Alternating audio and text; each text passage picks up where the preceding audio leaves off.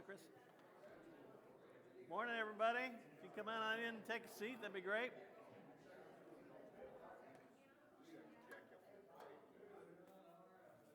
Yeah. Can you hear me now? Okay. Good.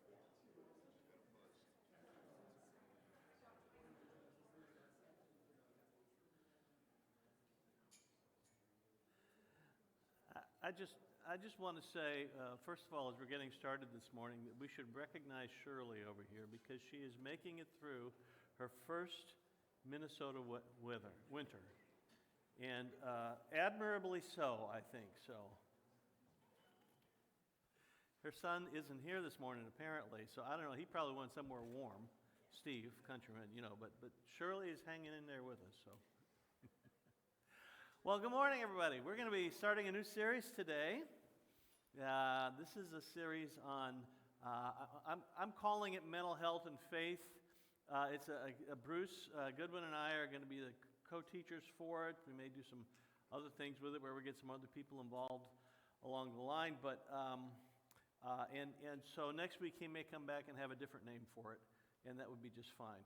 But it'll be a good working title for us today. Well, hello, Thomases. It's great to see you. Yeah. So let's begin with a word of prayer. Father, we're so very thankful that we are able to gather here today, that we are able to try to understand more of who you are and how you work in our lives. And be with us in this class this morning, and pray that it would be helpful to people that are here. In the name of Jesus I pray. Amen. So let me say, just kind of by way of introduction, that we're probably not going to be cracking a Bible much today. That what I'm wanting to do is to sort of give you an overview of some things that are related to mental health and faith, but we'll probably err more on the side of the mental health landscape this morning. And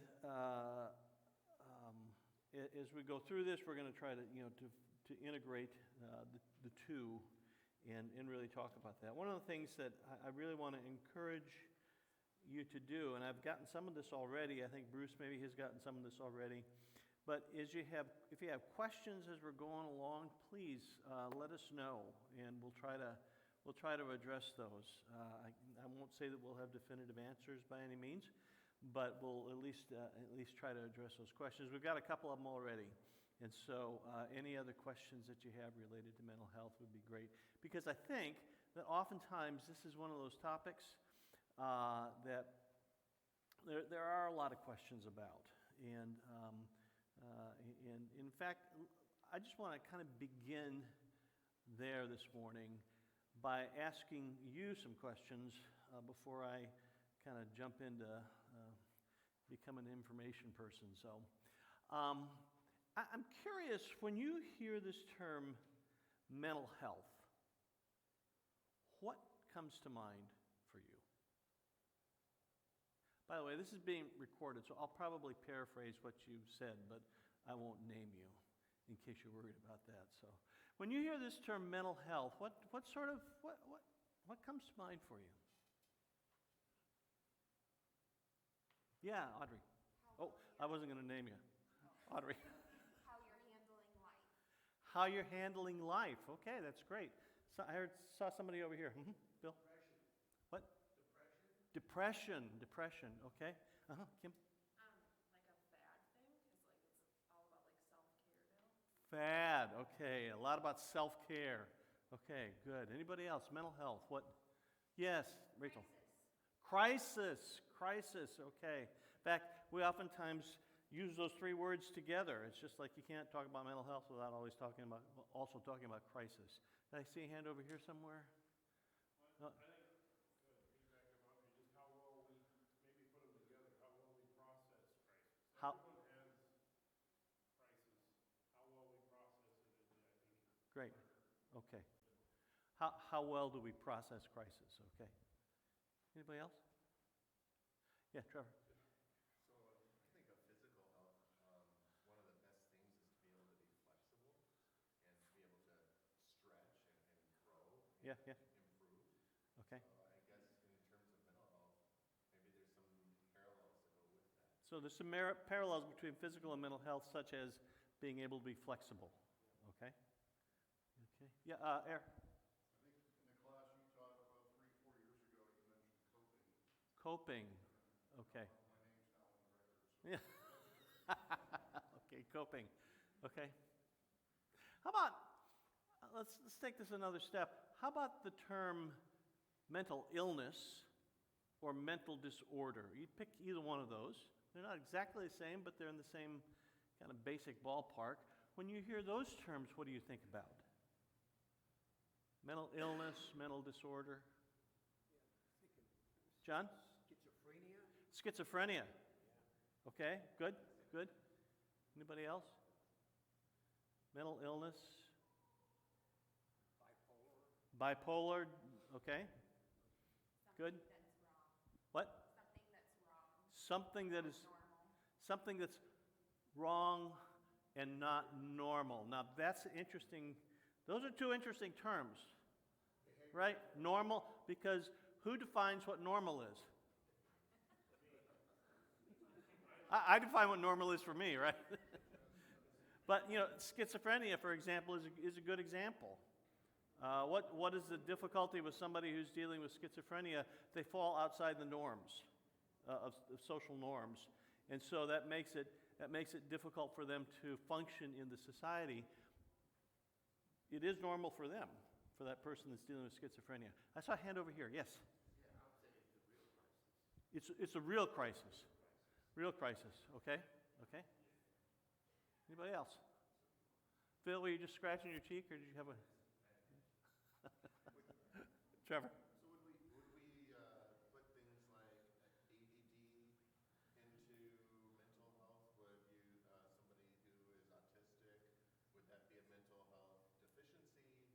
I mean, there's all sorts of things that maybe we wouldn't associate with mental health or mental unhealth, but are, you know, to use the term normal, you know, you might encounter somebody in dealing with one of those issues and think, well, you know, that person's just, there's something not quite there, not quite right, not normal.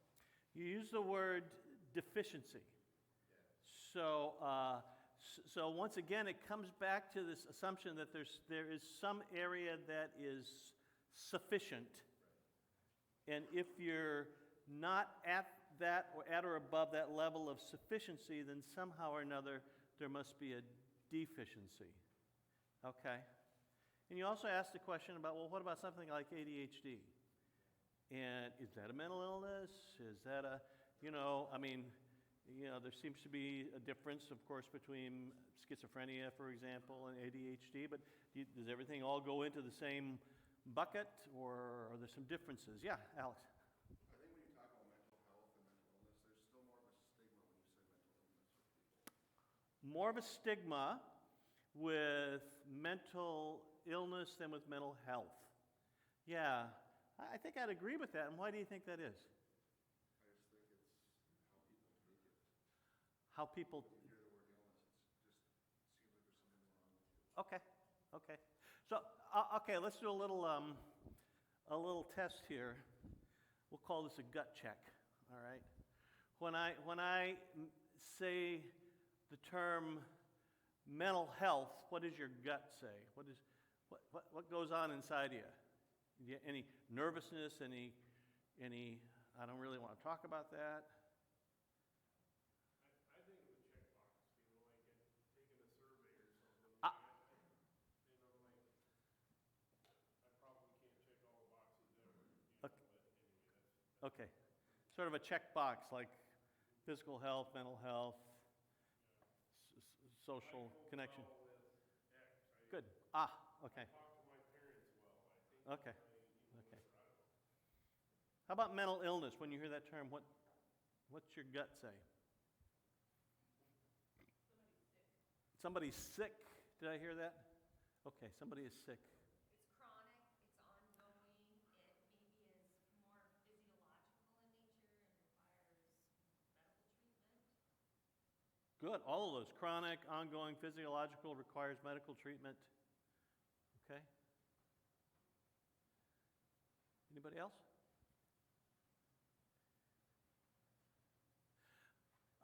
Okay, one last question here. What do you see as the overlap, if there is any?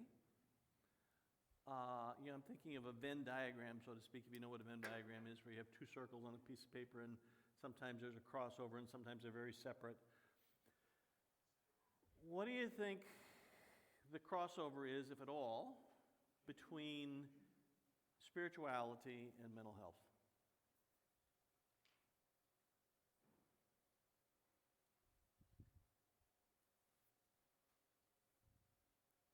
Green? For me, with my mental health, I think it overlaps in that it affects what I am able and not able to do physically. Mm-hmm. And I have to really lean on or lean into the spiritual truth that I know Mm-hmm. that this is the truth, Mm-hmm. because mentally it goes back and forth. Yeah. And spiritually I need to hold on to something. Yeah. And it's the one thing I know is true. Yeah. So your spiritual beliefs are kind of the rock for you. Other things with your mental health may flip back and forth, some up and down, but the spirituality is the rock that you hold on to. That's a great description. Anybody else? Yeah, Shreya? It's the thought process. Did you say process? The thought process. Thought process. Because mentally we're always thinking and observing, so like your faith, it's all in what you're thinking about. Yep. And who you're thinking about. Yeah. And why you're thinking about it. So I think that's also the base for me. Okay, so there's a connection between what we think about and our spiritual beliefs and values, and because they're tied in with what we think about.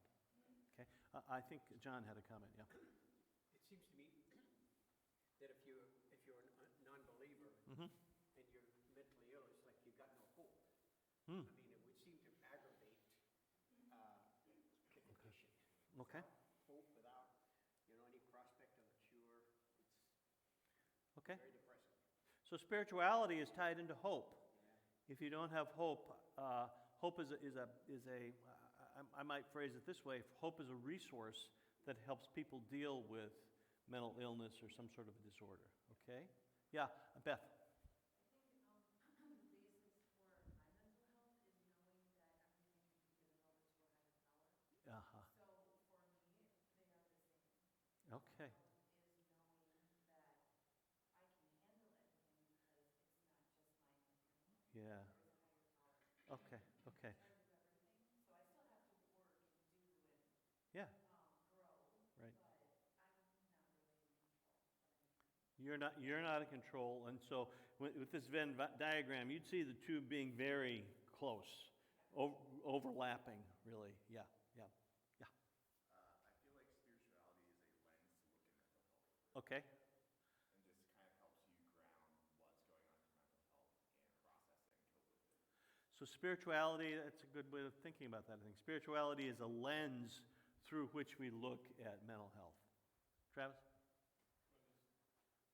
For me, it seems like spirituality ends up being a trustworthy community. Oh? And I think that's really important for my mental health. Mm-hmm. I think problems that I've had mentally in the past, Mm-hmm. probably because I didn't have, Mm-hmm. somewhat anyway, didn't have a trustworthy community, family, whatever, Yeah. to fall back, to lean on. Okay. Okay. So the spiritual family, other people, fellow believers, really play an important role in mental health. Yeah, Vicki? I think this kind of maybe goes along with what Beth was saying, but I was thinking about everyone I know pays attention to mental health, whether they have a faith perspective or not. So it's like maybe something I can, like Trevor said, get more flexible, exercise, do practices to keep my mental health going. But when I add faith to it, that is about something outside of me. Mm-hmm. And that's kind informing, adding on Mhm. to, infusing, whatever word you want to Mhm. use, Mhm. I wouldn't say that everyone I know pays attention to that Mhm. part of Mhm. life. There's this piece of outside of me that feeds what's going on Helps. inside of me. Yeah, okay. Okay, yeah, Marty. I think assumptions are made Assumptions? on both sides, and I think that's where it crosses the line. What kind of assumptions do you think? Well, if you struggling with mental health, you're, weak-minded somehow. Aha. Okay. And the same can be said about spirituality. A lot of people that talk Yeah. about people with faith, well, they need Right. somebody or something to lean on. Okay. They're weak-minded. So for some people, mental health is, if you struggle with mental health, it's seen as a weakness. And for some people, spirituality is really seen as a crutch, so to speak. Am I getting that right? Close? Weakness as well. Yeah, okay. Somebody over here had a comment. Yeah, Alex. I would say that I think there's not really a Venn diagram between spirituality and mental health, even though that's what you presented. Mhm. Mental health is more of like almost like a state or something you can look at. It's like an aggregation of Mhm. part of your personhood. And as we're all made up of our physical self, our spiritual self, we also have a social self, we also have Mhm. our neurochemical Mhm. balance that is going on in our brain. It's like a multi-circle Venn diagram. Aha, okay. And mental health is kind of a way of evaluating a piece of that picture for a person. So there's many pieces, and all of them kind of, one of the ways of conceptualizing that really has to do with with our mental health. So mental health can have a clear definition, but every Yeah. person ostensibly has a station of mental health. Yeah. Spirituality may play a much larger or smaller picture Okay. for that person. Someone might say, well, spirituality is unavoidable, it's Yeah. essential, and that's a whole rabbit hole. So. Well, Alex has obviously been reading my notes.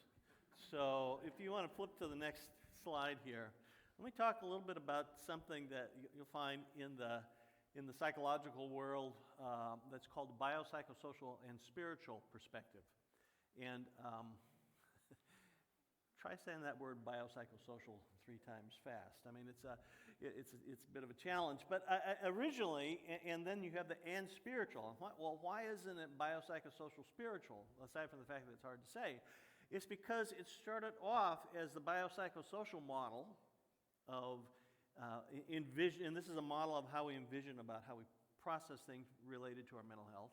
And then at some point, somebody came along and said, we're missing a piece. There's also a spiritual piece that's involved in here. So let me talk just a little bit about this. What this would suggest that with mental health, there's a biological dimension. It's been a tremendous focus in the last, 20, 25 years in particular, probably longer than that, but where there's been a ton of research that's been done on brain development. And how does our brain process things, and do we have the ability to rewire things in our brains, and we've learned a lot about what parts of the brain respond in certain sorts of situations. So there's a biochemical response, cell systems, organ systems, physiological systems, all of those parts of our body that are really connected to our mental health. So when I first got into this field about 40 years ago, nobody talked about physical health and mental health being related. But over that period of time, we now hear a lot about the mind-body connection and how the things that are going on inside us mentally have a huge impact on what happens to us physiologically and vice versa. There's also the psychological dimension, and a lot of the psychological dimension has to do with cognition, meaning how we think about things, also has to do with perception, how we understand things. I'm fond of saying that none of us act upon what happens, we act upon what we think happens, our perception of what happens, right? And what that means is that when something happens, we make up a story about it. We develop a meaning about it, and that's what influences how we act on something. Our attitudes, our personalities, Anybody that has more than one child recognizes that there are multiple personalities in this world, right? And sometimes they fit well together and sometimes they don't. Behavior, all of those things, sorts of things have to do with sort of the psychological dimension of mental health. And then there's the social dimension. And the social dimension has to do with how we interact with other people. Whether at a very large level, it's culture, but it also has to do with other kinds of human interactions, how we interact with our friends, how we interact with the people we work with, and maybe especially how we interact with family members. And all of those things are contributors to our mental health. And finally, the spiritual dimension really has to do primarily with how we make meaning of the world around us. How do we make sense of things? What's the lens? I liked what you had to say earlier about spirituality is the lens through which we view mental health. Spirituality is, for us as Christians, is the lens through which we view most of the things that happen in our lives. So, for example, if somebody dies an untimely death, has cancer at a very early age, how we process this might be different, and how we make sense of this or make meaning of this might be somewhat different than somebody who has no belief in God or no belief in a higher power or anything that is really bigger or beyond us. And I think it really goes to John's comment here earlier about hope. So what this model is suggesting is that our mental health really draws on all of these pieces of ourselves. Now, there could be other models we could use. This is just one that I've found particularly handy. But for example, let's think for a moment about something like depression. There's a biological component to depression. The way in which neurons fire, in our brains are different for somebody who is dealing with depression than somebody who is not. And thus, that's the whole point of medications that are intended to try to change that process, to change the way those neurons fire and communicate between one another. There's a cognitive or a psychological component, of course, to depression. What somebody thinks about. Do they find themselves very sad, very lonely, always thinking about the worst side of things rather than the better side of things? There's a social component. Okay? So the social component may have to do with how I interact with with other people around me. And it may be that one of the things that's contributing to my depression are the relationships I have with my family members, or the situation that's going on at work that's making things very difficult for me. And then there's a spiritual component. And so, how do I make sense of this depression? Where is God in the midst of this depression? Has He deserted me? Or is He there? He's walking with me, trying to help me, make it through this dark night of the soul, as I think Thomas More or somebody like that used to say. So all of these pieces are contributing factors to depression. And so to go to Alex's point earlier, it really is multifaceted. Todd, you had a comment, question, or something? It just made me think of like when Daniel and his group were exiled, so their social had changed, they were eating different diets, they felt defeated, and then they changed their diet, but they also, that was a reminder of the God they served, and that they Yes. were different, and that their culture was still alive because God was still with them. Yeah. Like, so it kind of touched on multiple things, but then they excelled Yes. compared to the others. Yeah, that's a great example. I mean, you see all of those pieces. Todd was talking about Shadrach, Meshach, and Abednego, or whatever their original names were, and how when they were serving in the king's court, they were down and depressed, but they change their diet. And so you see a physical connection, you see a trust in God, a spiritual connection. You see all of those pieces kind of coming together. Trevor? The first example that I thought of from the Bible, and I don't know, analytically what Jonah was dealing with, but just how he responded to what God told him to do, Mhm. and then when God fulfilled his promise and did not destroy the city of Nineveh, and then Jonah pouts and Yeah. wishes that he was dead, and just goes through this mental upheaval. Yeah. When God had a perspective that was very different than Jonah's. Yeah. And it affected Jonah. Yes. Physically, mentally, Yes. his attitude. Yes.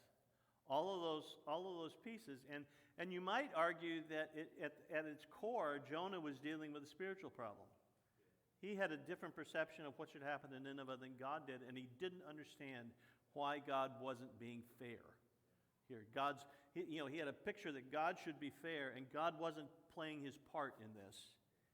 And it was a contributing factor to his going out and sulking underneath what kind of tree was it? Broom tree? Some kind of tree? A weed? I don't remember. Yeah, it grew up in one day, so I don't know. Yeah.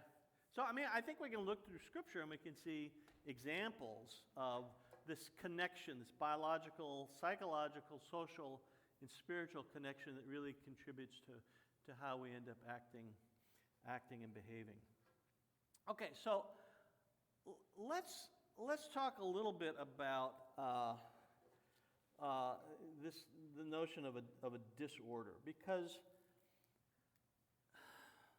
there are times when all of us worry about stuff, right?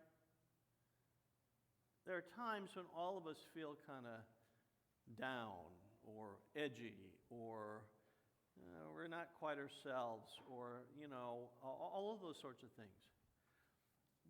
They're not necessarily a disorder. So when does something cross over from a natural tendency that we have to something that is a disorder of some sort? And I think we have different temperaments. Some people are like Tigger, other people are like Eeyore. It just has to do with the way we're wired, I think, in many of us, the way we're kind of wired right out of the gate, the differences. And so there's a difference between a tendency toward a particular kind of mental health and something that becomes a disorder. A disorder I've been hearing a lot about recently, and I think different ones pop up on the screen from time to time. I hear a lot about this person has narcissistic disorder, okay? Meaning that they're, and narcissistic disorder would be somebody who is just purely focused on themselves and very grandiose ideas about who they are, and the world really circulates around them. And most people that we think of that have a narcissistic disorder probably don't. Okay? They may be rather arrogant, okay? They may be pretty self-centered, but at what point does it move from a tendency to a disorder? Some of it really has to do with severity.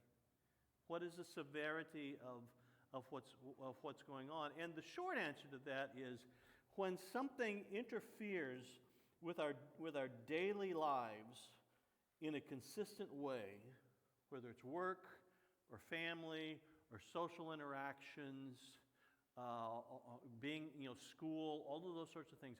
When there's some sort of a mental condition that we're dealing with that seems to interfere on a consistent basis day after day with our ability to kind of live life, then we're probably talking about something that could be a disorder.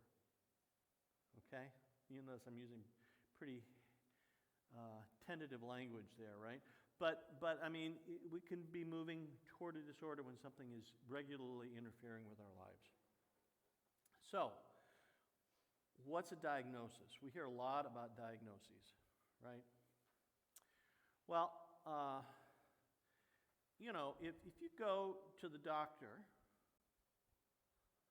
and you say, I've got this pain right here. What's the doctor likely to do? What's the doctor done in your experience when you go in and you've got, you have something going on with you physically? What do they tend to do? How, they ask you questions, right? All right. We should really ask Terry about this. Terry's the doctor here, but they ask you questions about it. Well, how long has it been hurting, and does it hurt here or here, or where exactly does it hurt? Does it always happen, or is it just periodic or whatever? And maybe it makes a difference if it's happening on this side rather than this side. I don't know. I'm not a doctor, but there's lots of questions that they ask that are really related to symptoms. All right? We're pretty familiar with that term when we talk about physical health symptoms. Mental health has symptoms as well. Okay? And there's a big book about this thick called the Diagnostic and Statistical Manual. Currently it's on version 5 that lists probably hundreds of mental disorders, and for every one of them it has a range of symptoms. And so it's for the professional to take a look at and say, okay, here's a client or a patient who's saying, this is happening, this is happening, this is happening. Which of these hundreds of diagnoses does it tend to fit? And it sounds like that would be a hopeless kind of thing, but the truth is that there are a lot of diagnoses are fairly obscure, and there are some that are fairly common. And so, those symptoms may be based upon behaviors. They may be based upon your thinking processes. They may be based upon your emotions. It's interesting that we talk about mental health. I was listening to Bruce's sermon from last week, and he used the term emotional health, which I think is a really good term. It's because when we think about mental, we oftentimes think about thinking and cognition and the way in which we process things, mentally in our brains. But emotion is part of our makeup as well, and we have emotional part of our brain. Okay, and so perhaps a better way of thinking about it is mental and emotional disorders. But anyway, you take a series of symptoms, and you say, okay, if a person has a certain number of symptoms, then perhaps they qualify for a disorder. They've moved from sort of a tendency towards something toward this is something that's an ongoing issue for them. This making sense? So an example of this is anxiety disorders. What are the symptoms of an anxiety, actually more specifically, of generalized anxiety disorder? Well, there are several. Those top two are particularly important. Excessive worry, more days than not, for at least 6 months. So you find yourself worrying a lot. And not just worrying, but the worrying seems to be excessive. Seems to be happening all the time, or a lot of the time. It's taking up a lot of your headspace, so to speak, to you. And you may have a difficulty in controlling the worry. So you can't just turn it off. It just keeps coming back. You go to sleep, it keeps popping up in the middle of the night. It's there on a regular basis. Your worry interferes with daily life, okay? So you're worrying so much that it gets in the way of you being able to connect with people, or for being able to do your job, or being able to be present for your children as a parent. And then at least 3 of the 6 following symptoms are present for more days than not over the last 6 months. So it's not saying these are there necessarily every day, but they're there most of the time, 3 of them. Restlessness or feeling keyed up, fatigue, difficulty concentrating, irritability, muscle tension, sleep difficulties. Okay? So when, when a mental health provider, for example, is trying to assess, well, are you dealing with an anxiety disorder? These are the sorts of things that they should be looking for. Are you experiencing these things on a regular basis? Are you finding yourself excessively worrying? Now, maybe you have other symptoms that fit better with a different kind of diagnosis. This is for a generalized anxiety disorder. But my main point here is to try to explain this is how, when somebody gives you a diagnosis, this is the process that they're going through. Okay, yeah, Phil.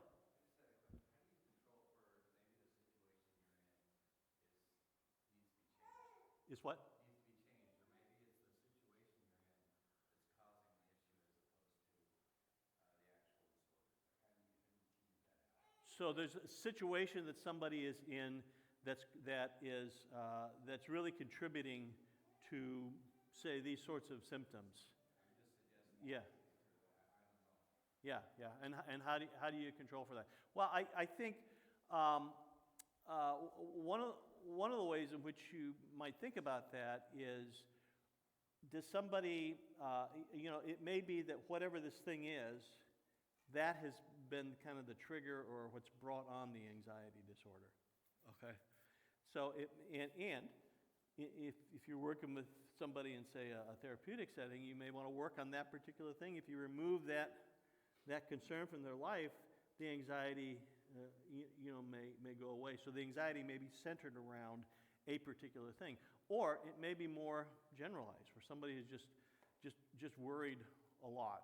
It may be a matter of trying to reduce some of the overall stress in their lives, because lots of times mental health concerns come about because the level of stress in our lives has risen to such a level that it's sort of like a glass that's filled all the way up to the top, and you put another drop of water in it and it begins to spill over the top, because we just can't handle any more. Yeah, that's a good question. Trevor. So when somebody looks at this, I don't mean to throw a wrench into your class, but Uh-huh. when somebody looks at this and they understand the Bible and they have in their mind, be anxious for nothing, but in everything, with prayer and thanksgiving, make your supplications known to God. Yeah. And then they think to themselves, well, I'm not supposed to be Yeah. And so what does that do you? I'm not supposed to be anxious. You find yourself being anxious. I'm not supposed to be anxious because of this verse in the Bible, so what happens then? Then you worry about. Then you're anxious. Then you become more anxious, right? Or maybe depressed. Or maybe depressed. And by the way, I mean, you find anxiety, depression, they're both considered mood disorders, and they're highly related to one another. So, how we understand Scripture, and do we think, well, anxiety shouldn't exist? If I really believed, I wouldn't have anxiety.